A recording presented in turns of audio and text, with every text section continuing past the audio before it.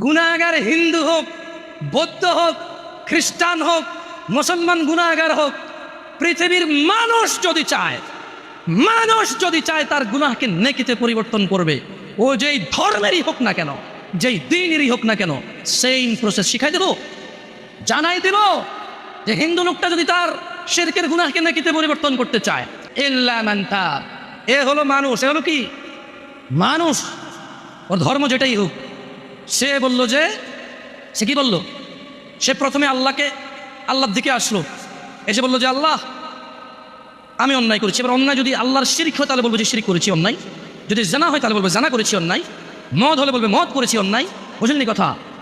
আল্লাহর কাছে এসে বলবে আল্লাহ শিরক করতাম আর করবো না, মদ খেতাম আর খাবো না, জানা করতাম আর করবো না, এই ধরনের যে কোনো অন্যায় বলবে যে আল্লাহ এটা আর করবো না। তো আল্লাহ বলছে ইল্লা মান তাব, যেটা অন্যায় অপরাধ যেটাই হোক, সেই অপরাধ থেকে সে কি করলো, ফিরে আসলো।